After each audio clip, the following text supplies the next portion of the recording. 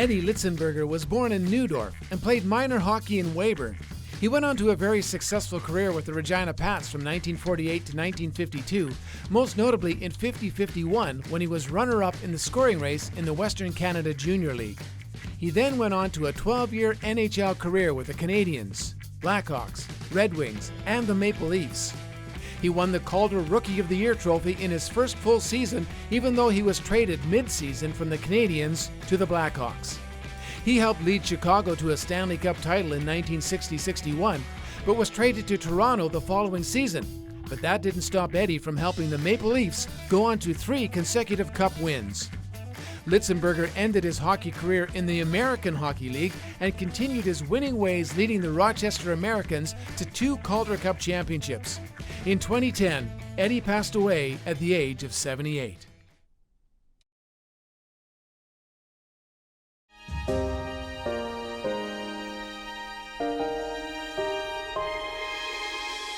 I got my start in hockey I started putting on skates when I was 3 years old. And we lived on a farm in Saskatchewan there, but the parents had built a rink about 2 miles away, and I drove my parents crazy. We were in there every night, but it was literally 3 and 4 years old. And then my mom wanted to put me in figure skating, which really helped out in the long run for me. And it just went from there. But that was the beginning. And then I went to Kindersley, Saskatchewan, and I didn't play my first game until I was 12 years old. My mentors are obviously my father, and my influences were, we had some unbelievable people there in Kindersley, senior hockey players. When I say senior, certainly just in the 30s, but we had guys like Wally and Earl Jackson who were my coaches, actually from the time I was probably 13 to 16. And they're the ones I won the championships with, but those 2 guys were the greatest too. There's another fellow, Carl Christians, who was our baseball coach, but he also taught me early in hockey. And those guys were basically the guys that really took me along. My dad was awesome. He was always around. Never wanted to coach, but he was very good after games, just discussing everything. When we played, there was always, the players policed the players. And now there's none of that. I mean, you can run a guy from behind and there's no retribution. No one's going to come off the bench and come help you out. And there's skirmishes and everything, but I really believe a lot could be done in that area. The highlights of my career definitely winning the 4 Stanley Cups. And I have so many, not so much highlights, but so many memories. The first time I stepped on the ice, my very first game was in the Montreal Forum. They just won the Cup the year before, and I'm playing against Guy Lafleur and Guy Lapointe and Larry Robinson, Ken Dryden, and all those guys, and that was a huge highlight. On a personal level, I think the highlights for me were scoring a game-winning goal against Boston in the Stanley Cup Finals. And Terry O'Reilly gathers it in. Bad pass, Bourne's got it, he shoots, he scores! Oh, Bourne scores! The Islanders win it in overtime! And just playing with a lot of great people. I really played with some good people, and we had such good teams, and just some really good guys. A lot from Saskatchewan. Bob Bourne was a great athlete and excelled at both hockey and baseball. Following a very successful career with the Saskatoon Blades, Bob was drafted by the Kansas City Scouts and the Indianapolis Racers, as well as the Houston Astros. Following his decision to stick with hockey, he was traded to the New York Islanders prior to the 1974-75 season. Bob spent 14 seasons in the NHL with New York and Los Angeles and played in 964 games and netted 258 goals and recorded 582 total points. Following his playing career, Bob went on to coach for 5 seasons and set up the Bourne Family and Friends Foundation, which instills healthy lifestyles for challenged youth.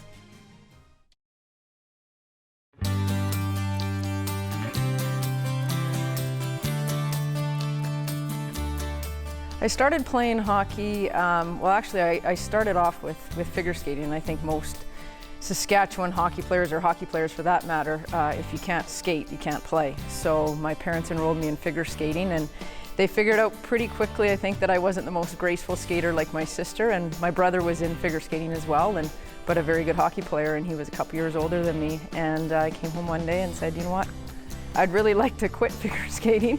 or maybe not quit, but keep skating, but also play the game of hockey, and I followed in my brother's footsteps. Earliest memories are growing up in small town Saskatchewan, in Edam, Saskatchewan. My brother and all of his friends would always be playing, either whether it was street hockey or on the backyard rink, and I think those are my earliest memories, were playing on the backyard rink and winning that Stanley Cup every day, hoisting it over your head, and for me, I mean, obviously we didn't have female role models, so depending on the day, if I wanted to be the goon that day, I was Dave Semenko, or Mark Messier the next day, or Wayne Gretzky.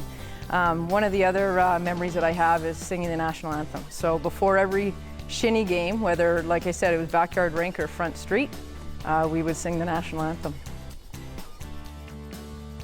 Highlights of my career, well, I think the first highlight would be making the Team Saskatchewan Canada Winter Games team. That was pretty special, being the first ever Canada Winter Games team that involved women's hockey, which was back in 1991.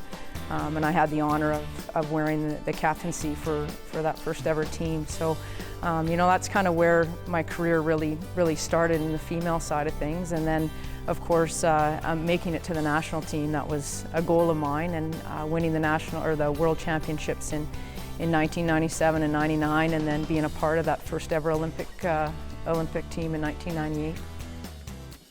Fiona Smith-Bell started playing hockey before women and girls had any kind of organized leagues. She honed her skills playing with the boys before getting in on the ground floor of the women's game when she was named captain of the first ever Saskatchewan women's hockey team to compete at a Canada Winter Games. From 1994 to 2002, Fiona played with the Canadian national women's team, amassing several championship medals, ultimately winning silver at the first Olympics that included women's hockey in 1998. Smith-Bell also spent time with the International Ice Hockey Federation's Ambassador and Mentor Program as an athlete ambassador for the German hockey program, and continues today as a coach, facilitator, and proud hockey mom to her two sons.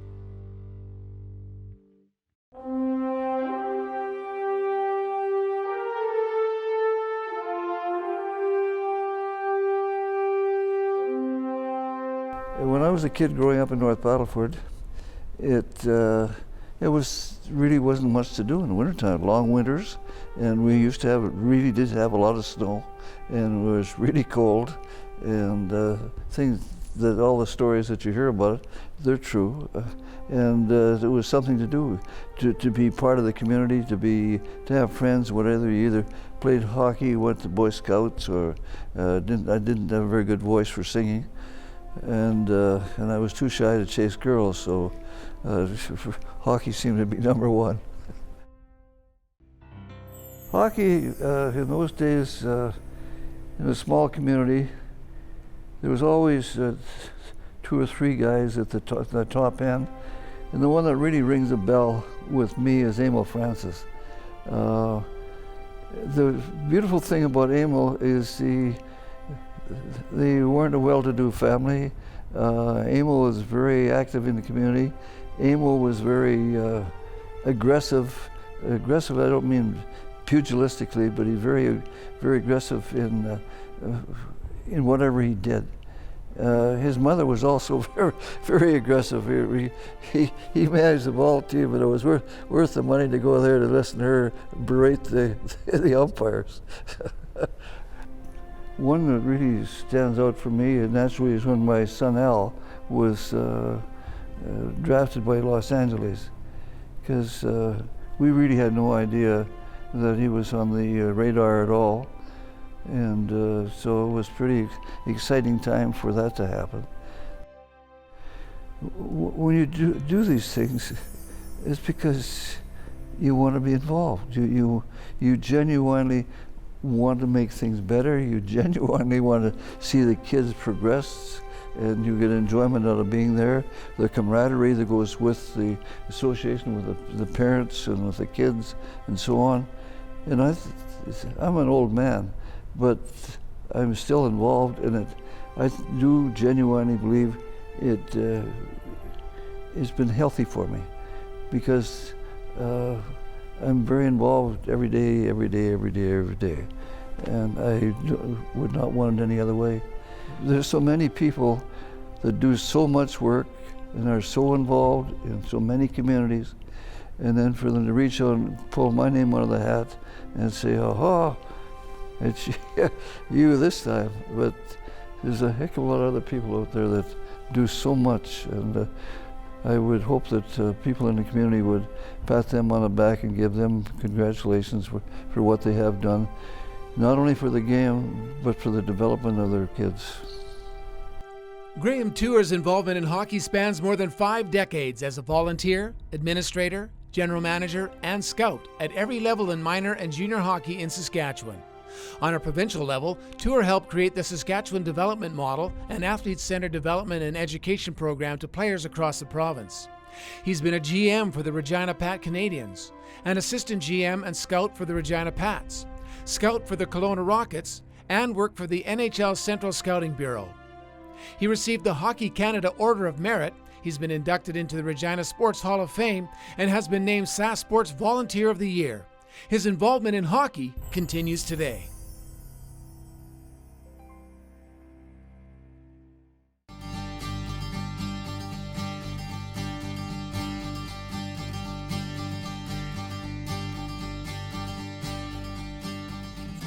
My earliest recollections of my dad being involved in hockey would take us back to Lashburn, Saskatchewan, where I think we were 3 years old, basically, or 4 years old. My sisters were a couple of years older, but that would be basically the start that I remember of his hockey coaching career.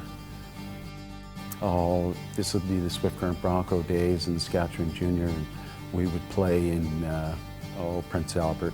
He drove the bus, coached the team, was the manager of the team and stuff. And I can recall, a few nights being really tired myself after long travel, and he's driving the bus, and you finally get to your destination back home, and you think, "Holy man, aren't you tired?" And he goes, "Yeah, but you got to take care of these kids." I think he was a little upset at his hockey club in the room. And I think he went over to give the garbage can a little bit of a boot, and it seemed to be quite fastened down. So I think everybody had a pretty good chuckle at that. I think another time was with Dean Samus. I think he shot the puck over the boards, and for some reason it hit my dad's watch and just exploded. And Dean really didn't want to come off the ice, and I think my dad kept calling him, "Come on, Samus, get off the ice," and he didn't want to go because he thought that he would get hell or something. So I often would pick up the phone and call my mom to just ask her how her day was going, and she would always say to me that, "Well, your father did get inducted into the Hall of Fame yet," so I would have a little bit of a chuckle. So I know now that'll all stop, and she will be very proud of the moment that they announce it. That's for sure. Stan Dunn was involved with hockey for more than 5 decades, developing hockey players, hockey teams, and leagues across Saskatchewan. Stan's playing career took him to Swift Current, Lethbridge, New York, Baltimore, and back to Lloydminster before heading overseas to play with the Edinburgh Royals of the British National League. Stan went on to coach in several Saskatchewan communities, winning provincial championships at different levels. In 1973-74, he was named WHL Coach of the Year and ran a hockey school for 12 summers. Stan continued coaching until 1992, when failing health forced him to retire.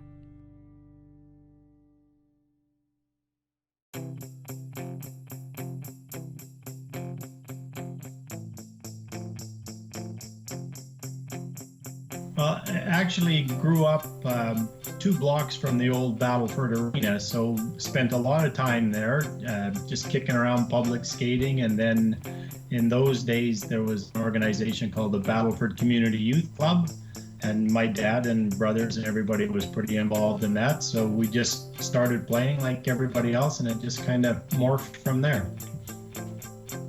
Well, I never really thought about the transition to officiating, always hanging around the rink rat, and playing or practicing public skating. And then I'm going to guess I was 13 or 14 years old, and the old rink manager, Herb Smith, who's left us many years ago, basically told me to get off my butt and go out and referee a hockey game because the referees didn't show up. So I bundled up because it was cold and you're out there the entire time, and I went ahead and refereed a little kids' mites game or whatever it was, and at the end of the session somebody came in and gave me $1.50 and asked me if I wanted to do another one, and I thought, wait a minute, this isn't such a bad gig. So that's how it started.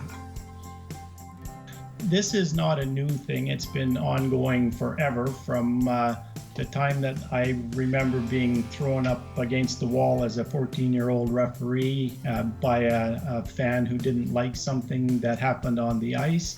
To me, that's one of the things that needs to change, but this is a recording. It's been talked about for years and years and years. We all understand the emotion that's involved in the competitive game that we have. But when that emotion turns to abuse, I don't think that abuse is dealt with severely enough. And that starts from in the stands, it starts from the people behind the benches, and then trickles down, obviously, to the players who mimic what the adults are doing. And I find that very disturbing because it's not fair. And that's why a lot of younger people are leaving the officiating side of it, because they just can't deal with the abuse, nor should they have to. And I think that's one thing that really needs to be addressed. Ken Wheler began his officiating career at the age of 14.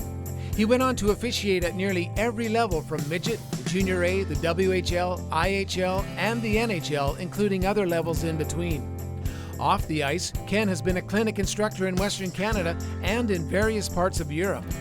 Following his retirement from on-ice duties, Ken was a part of the WHL officiating supervisory team and then an NHL officiating manager, a position he still holds today.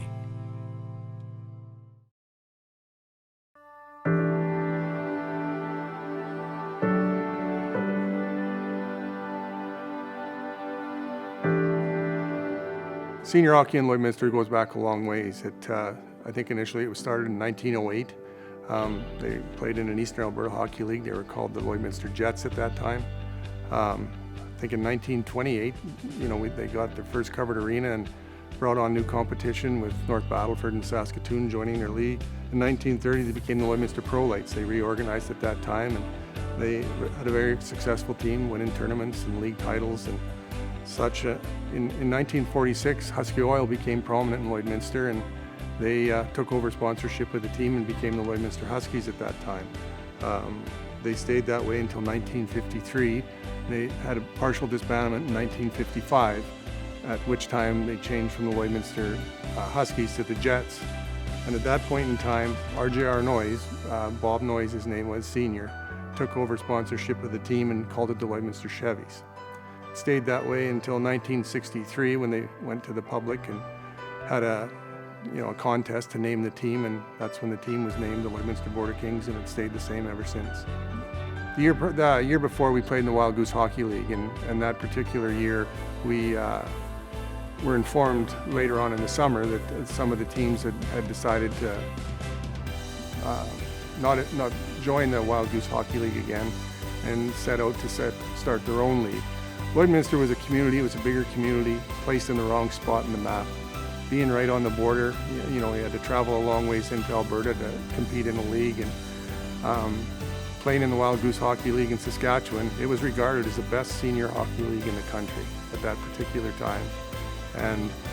But some of the smaller towns had a hard time with us, I think, being in that league, and they decided to step out on their own and start their own league. And by the time that all came to fruition, we were sitting there and not able to get everybody together to get another league started. So, that particular year in 2001, we were forced to play some exhibition games and not be in a league as it stands at that point.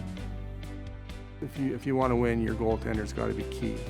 Well, our goaltender, Jason Clegg, was by far the most valuable player in that tournament, which he was given. He himself was probably a large reason, why we won, and everyone always says if you're going to go far, you've got to have a good goaltender, and that he definitely was.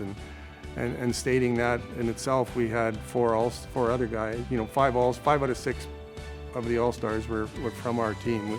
Merv Mann is a defenseman, Scott Hood is a forward, Greg Brown is a forward, and Ian Monroe, who was an affiliate player from Crawford, another All-Star forward. So, long story short, the team played hard, they played together, and they played for a common goal, and that was definitely the key. To have your team recognized and honored like this is a very rewarding, and I know I speak for everyone in our organization that it truly means something. It's the commitment of all of us to get us to this point, and to be recognized here tonight and be put into the Saskatchewan Hockey Association Hall of Fame is a tremendous honor, and we can't thank him enough. Despite not having a league to play in, the 2000-2001 Lloydminster Border Kings had a season to remember. They captured the provincial AAA Senior Championship by defeating Paradise Hill and Battleford, and then the Gruthal Red Wings in the Manitoba-Saskatchewan Championship, eventually advancing to the Allen Cup in Sarnia. The year was capped off with a national title, defeating the Petrolia Squires. 18 of the national championship roster were players born in Saskatchewan.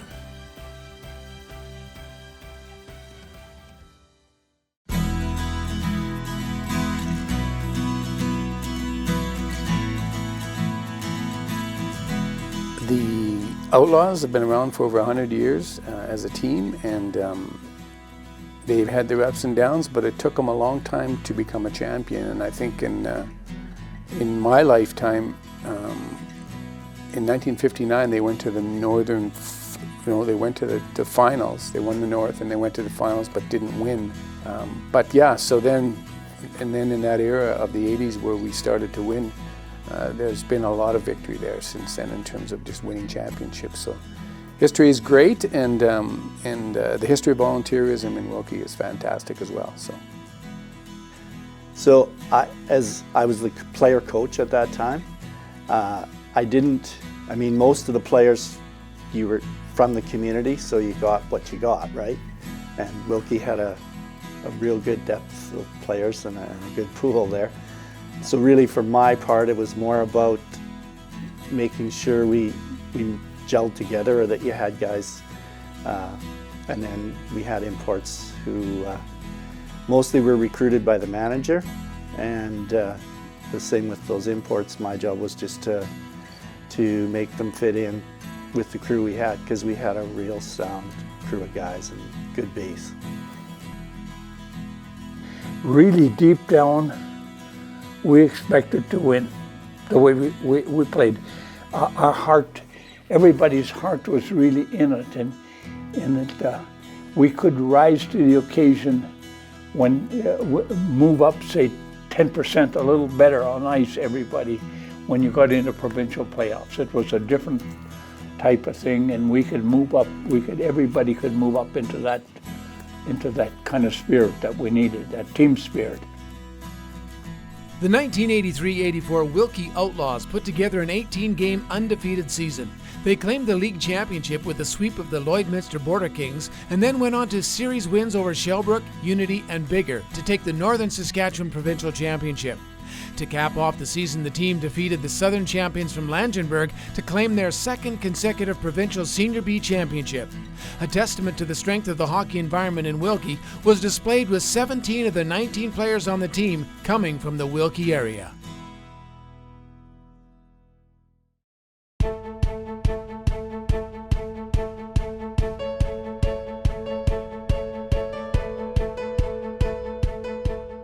As near as we can tell, Northwest Hockey Association started in 1973. Its original name was Darren's Booster Club, and it changed its name in 1982 to the present Northwest Hockey Association. We provide funds to, like I said earlier, to the minor hockeys and the junior team. And as well, we've got everyone there is a volunteer. There's no one being paid. It's all volunteer work.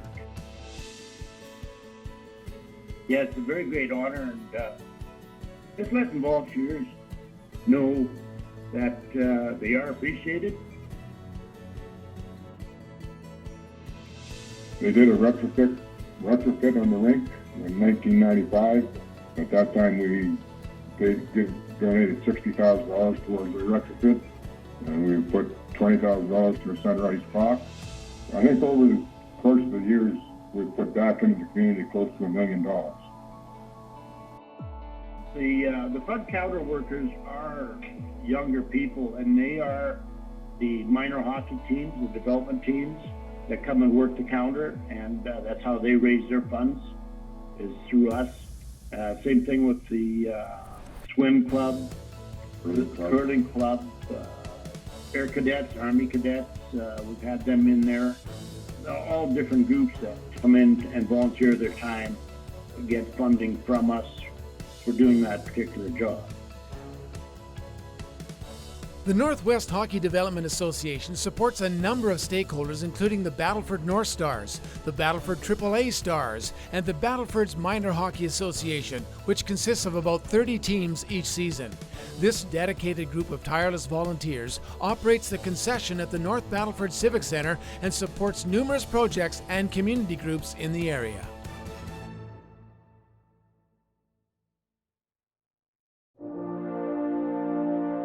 You know, when I grew up, we all grew up humble out there, and I never ever once think of being in any Hall of Fame.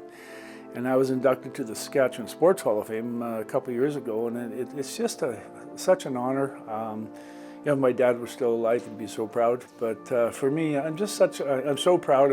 I'm a proud Canadian, number one, but I'm a proud Saskatchewanite. And we're just taught the right way. You know what, it's pretty special. Growing up, when you hoisted that Stanley Cup on the front street or backyard rink, it's not something, especially as a female, that you dream about. And I don't really look at this award as an individual award. I had a great career, but I had, you know, many people that were a part of this award, and that goes, I mean, first and foremost to my parents.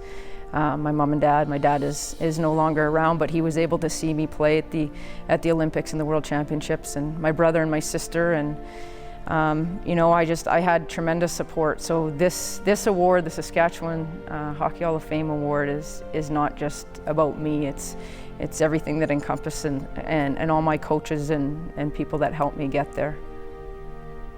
Fortunate, a couple of years ago I was awarded the Award of Merit from Hockey Canada, and then to receive the notice that I'm going to be entered into the Saskatchewan Hockey Hall of Fame, it really gives me a lump in the throat. This induction would mean a lot. You know, sometimes you wish that he was still alive to be there to accept it himself, but you know what, he was, he loved the game, he loved his players, everything was hockey to him. So it's nice to be recognized for him with all the peers and people that he played against, from the Jackie McLeods to the Scotty Monroes, the people that he looked up to. And it's humbling, obviously. It's truly an honor to be recognized for something that you're passionate about, and you go out and do the job, if you can call it a job. I mean, I love my job, so I don't work. I just get paid for going to hockey games and doing my job. But to be recognized for stuff that's out of the limelight, like you don't see about it, you don't read about it, it's just something that happens behind the scenes, and for people to recognize that, I'm very flattered. When my brother told us about this and that we were going to be inducted into the Sports Hall of Fame, it wasn't very hard to put it on the calendar. To get together with that group, and it'll show. I mean, I'm not sure if there's going to be 100% of the people there, but it's going to be awful close, and that gives you a sense of how special that is. And I'm really hoping that some of the people who were supporting us and that you know, did the 50-50s, and a lot of those people aren't around anymore, but whoever did that kind of work, really hoping to see some of those folks there, because as much as we played and coached and managed, there's a lot that goes on behind the scenes that we eventually learned to respect, and I'm hoping that they see it the same way we do, that it's a very special and proud moment for Wilkie. Again, we want to thank the Saskatchewan Hockey Association for giving us this tremendous honor. We'd also like to congratulate the other members that are being honored here today, and especially the Wilkie Outlaws, because we've had some real good battles with them. We stole a real good player from them, and Blake Nielsen, years and years ago, and he's part of our community and still is. And we'd just like to thank and honor everyone else that's here tonight as well.